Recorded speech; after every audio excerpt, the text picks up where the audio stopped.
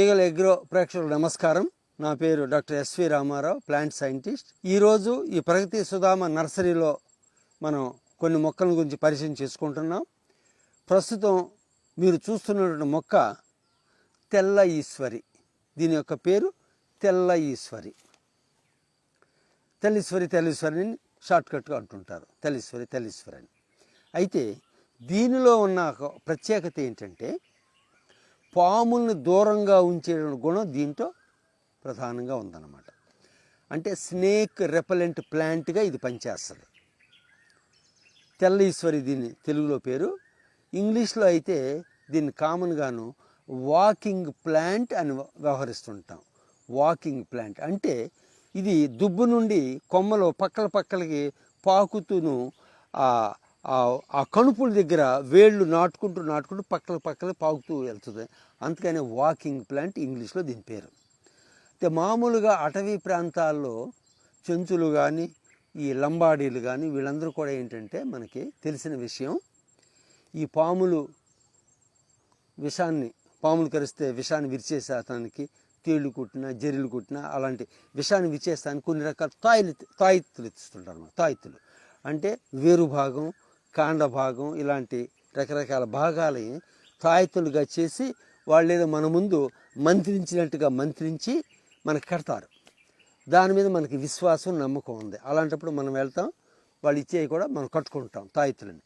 అసలు విషయం ఏంటంటే ఈ ఇలాంటి మొక్కల యొక్క భాగాల కాండం భాగం కానీ వేరు భాగం కానీ ఆ తాయిత్ అన్నదనమాట అసలు విషయం. దీంట్లో విషాన్ని విరిచేసే గుణం ఉందన్నమాట ఈ మొక్కలోను. ముఖ్యంగా వేరు భాగంలోను కాండ భాగంలోను ఆకుల్లోనూ ఉండే రసం కూడా అన్నమాట.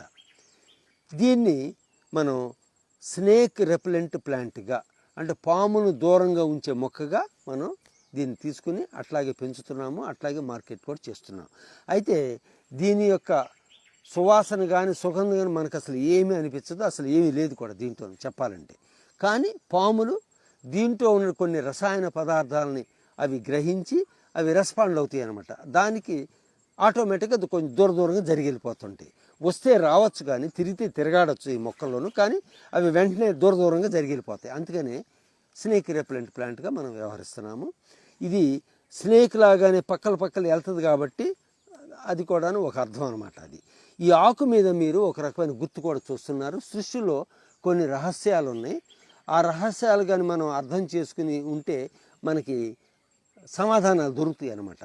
ఆ ఆకు మీద ఆ మచ్చ బ్లాచ్, మెరూన్ బ్లాచ్ అనమాట, దాదాపుగా తాసుపాము పడగ మీద గుర్తున్నట్టుగా ఉంది. అది వి షేప్లో, ఇన్వర్టెడ్ వి గాను, అది పాము పడగ గుర్తు అనమాట. సృష్టిలో కొన్ని ఇలాంటి రహస్యాలు ఉన్నాయి. అవి కొన్ని సంకేతాలు మనకి ఇస్తాయి అనమాట. ఇదేదో కొంచెం ప్రత్యేకమైన మొక్క, ఇది మరి పాముని దూరంగా ఉంచే మొక్కగాను విషాన్ని విరిచేసే మొక్కగా మనం అనుకుంటున్నాం. కాబట్టి దీంట్లో అలాంటి గుణాలు ఉన్నాయి. ఆ రసాయనాల వల్ల ఈ మొక్కకి అలాంటి గుణాలు వచ్చినాయి అన్నది మనం అర్థం చేసుకోవచ్చు. మనకి ఏదైనా పాము గీరినట్టుగా అనిపించినా, తేలు కుట్టినా, జర్రి కుట్టినా ఈ ఆకు కషాయం కూడాను ప్రథమ చికిత్సగా కూడా పనిచేస్తుంది. లేకపోతే ఆకుని ఇట్లా తీసుకొచ్చి ఆ భాగం మీద రుద్దేస్తే కూడాను మనకు కొంత ఉపశమనం కూడా జరుగుతుంది అనమాట.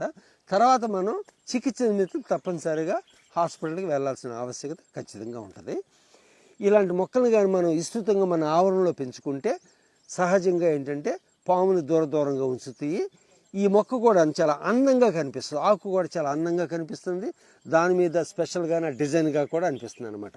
ఎంత లగ్జూరియంట్గా, ఎంత లార్జ్ సైజుగా ఆకులు వచ్చి చాలా బ్యూటిఫుల్గా లుకింగ్. ఇది కూడాను కొంచెం లూజుగాని చిన్న పుష్పాలు తెల్లగాని పువ్వులు కూడా పూసి అందంగా కూడా, అంటే ఆర్నమెంటల్ ఫ్లవర్ ప్లాంట్గా కూడా, ఫ్లవరింగ్ స్hrubగా కూడా పనిచేస్తుంది. ఫోలియేజ్ స్hrub, ఆర్నమెంటల్ ఫోలియేజ్ స్hrubగా పనిచేస్తుంది.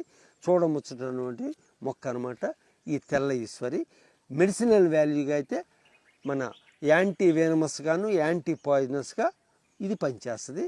ఆ కారణం చేత పాముని దూరంగా ఉంచుతుంది. గార్డెన్ ప్లాంట్ కూడా ఇది ఆర్నమెంటల్ ప్లాంట్గా కూడా. ఇలాంటివన్నీ కూడా మనం ఉపయోగించుకుంటే పచ్చదనం ఉంటుంది, కలకల్లాడుతూను చక్కటి వాతావరణం, పచ్చని వాతావరణం, ఔషధ విలువలు అనేకమైన ఉన్నాయి ఇలాంటి మొక్కల్లోనూ. నమస్తే అండి.